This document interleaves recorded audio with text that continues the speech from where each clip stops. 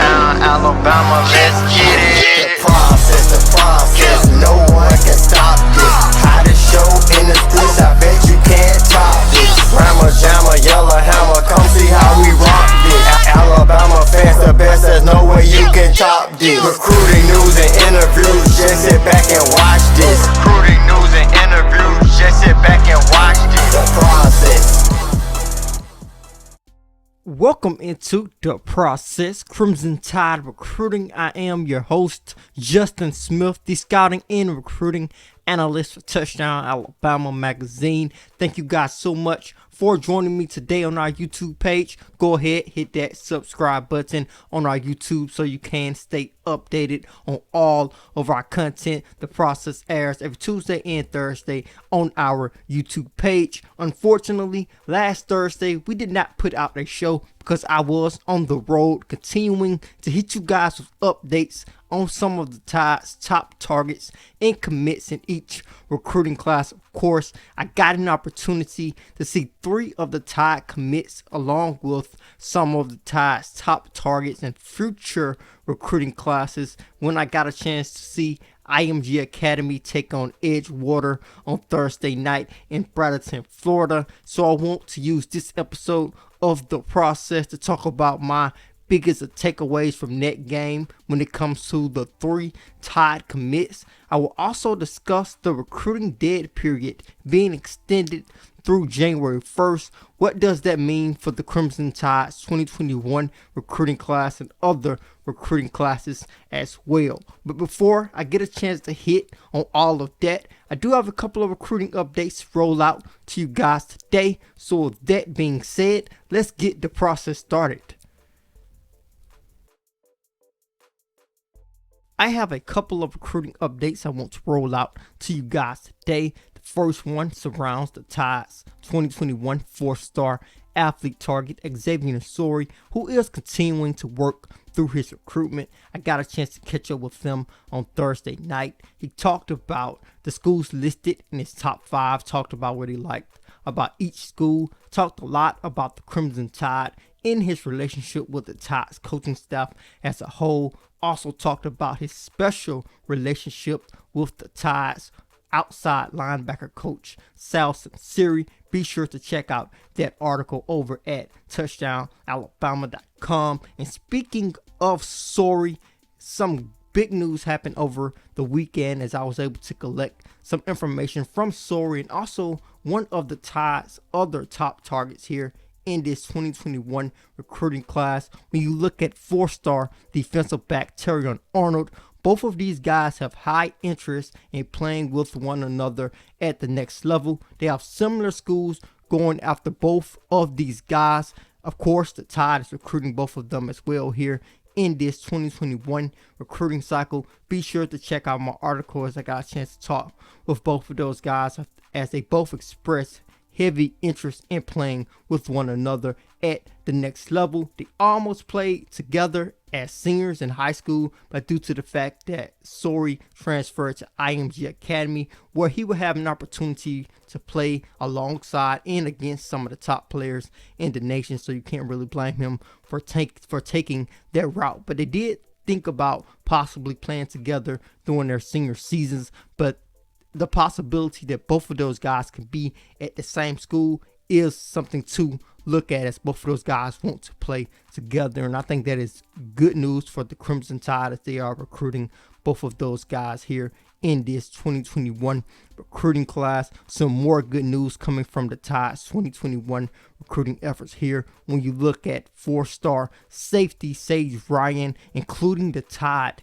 in his top 3 at the moment, as the Tide has a couple of defensive backs on their recruiting board, including Arnold, looking at 5-star athlete JaQuincy McKinstry, which is an in-state target, looking at Kamari Lassiter, just another guy to pay attention to here as the Tide continues to want to add a couple of defensive backs here in this 2021 recruiting cycle. Also, before I get a chance to move on and talk about some of the things I want to talk about on this episode of the process. I do want to inform you guys that you can check out all of our coverage at touchdownalabama.com from last Thursday, that Edgewater and IMG Academy matchup. We got highlights for each of the Tide commits that competed in that game on our YouTube page, interviews with those guys over at touchdownalabama.com as well. A couple of other updates plus the updates I talked about earlier in this segment here, so be sure to check out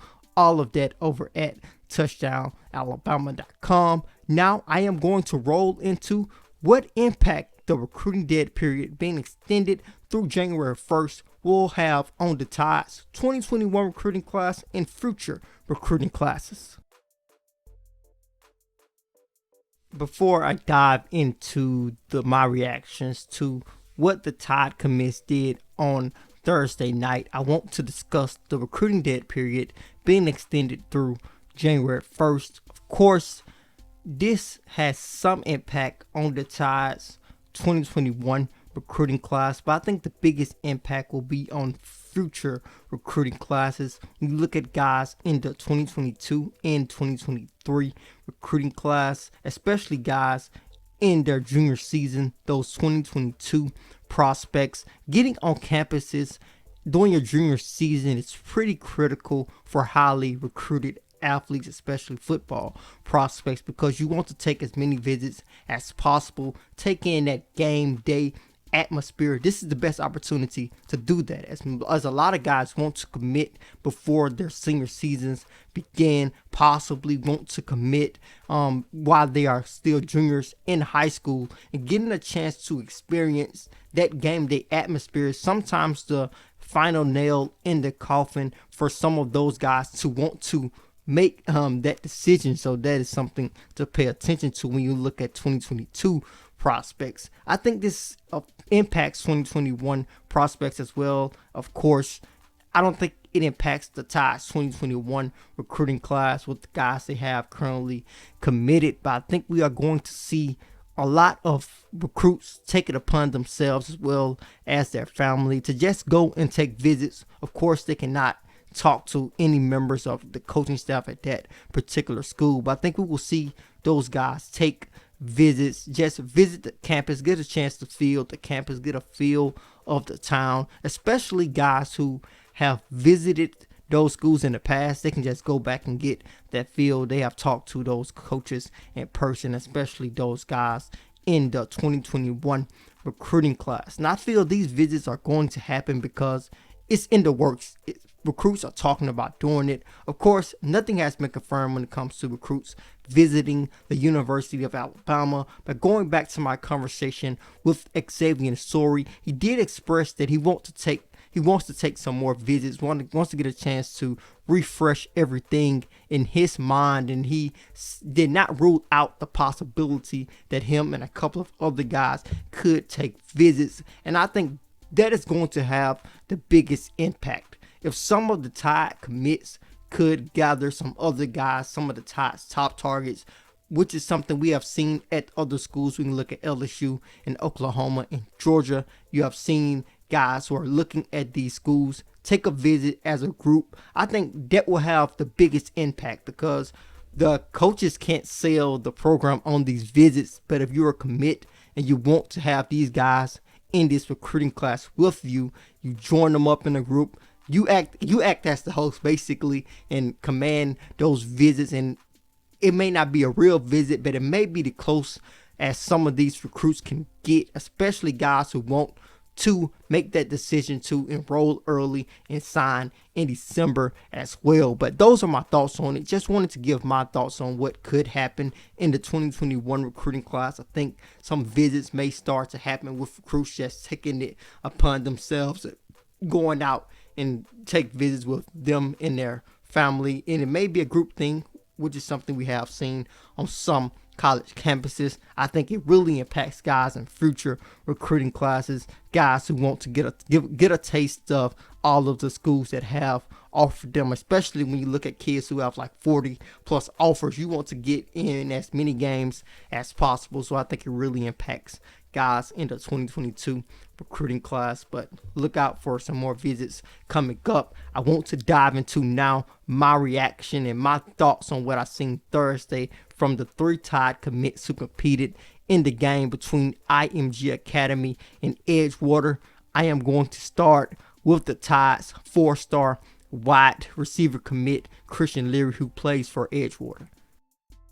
Leary showed some great potential on Thursday night. Of course, it was my first time actually seeing him in live game action, and I was very impressed. A couple of things really stood out about his performance. Of course, he is a very fast kid, a kid who told us at Touchdown Alabama magazine that he ran a 4.39 in the 40-yard dash one time, so you could tell this kid possesses a lot of speed. But I was really impressed with his route running, how controlled he was when running his routes. And going back to my conversation with TJ Brown, a wide receiver specialist at Top Chef Performance, who has worked with some NFL wide receivers, including the former Tide wide receiver in Calvin Ridley, along with Mecole Hardman, a wide receiver for the Kansas City Chiefs. He has a long, lengthy relationship with Christian Leary, and he told me before this season began that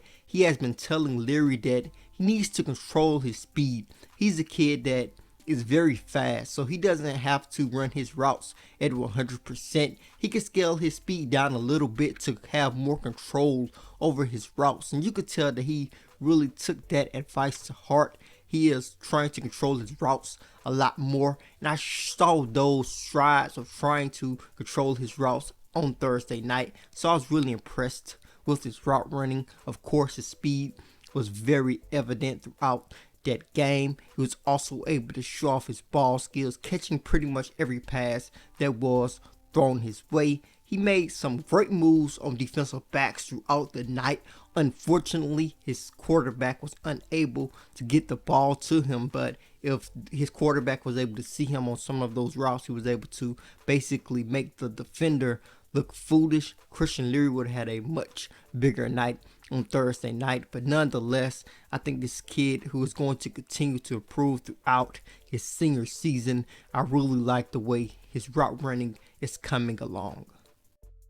Ja'Cory Brooks was also in action in this particular matchup. He played for IMG Academy, of course, and he was able to show that he is a complete wide receiver. Like Leary, it was my first time seeing Ja'Cory Brooks in live game action as well, and his confidence stands out the most. I think this is a kid who's confident in his ability. He feels that he can catch any ball that comes his way, and I feel that he can because he has a wide catch radius. He's a kid that's going to fight for the ball in the air. He is someone where if you need to score a touchdown in a pivotal part of the game, you're in the red zone, he's a kid that you can trust, who is going to go up there and get the football, catch it at its highest point, and take it away from the defensive back. Great when it comes to 50-50 ball situations. I liked his route running. I think he showed some great potential there as well, like Leary. I also like the fact that he was willing to block. This is a kid who was making blocks out there, helping his running backs get free as well. So I like his blocking, his wide catch radius. I think he is a complete wide receiver, a kid who can just go up and snatch the football away, a physical wide out of IMG Academy. Of course, with them playing at IMG Academy, he will continue to play against some of the top players in the nation throughout his senior season, so I was impressed with him as well. A complete wide receiver. I think the Tide is getting a guy who can do a lot of different things, even help out in the return game, as IMG Academy is using him there as well, trying to show that he can be versatile at the next level. We are going to round things out with JC Latham, the 5-star offensive lineman who is committed to the Tide here in the 2021 recruiting class as well. This was actually my second time seeing Latham in action. He was very impressive, like Leary and Brooks. This is a kid who's very agile, athletic, a leaner offensive lineman when it comes to what you want to see as an offensive tackle. And this is a kid, when you look at him, you can tell that he's relatively ready to play when it comes to his size, as well as the way he plays. With them playing at IMG Academy, they play a similar style to what a college will play, especially along the offensive line. I got a chance to interview all three of these guys after the game, of course, but my interview with JC Latham was pretty in-depth about the way he is trying to improve his game. Be sure to check out that interview on touchdownalabama.com. But he is a very agile kid, an athletic guy, a guy who really likes to put guys on their back. There were several times throughout this game you can just look around the field and you see him laying on top of the defensive lineman. So this is a kid who likes to get those pancake blocks. A very athletic offensive lineman coming out of IMG Academy.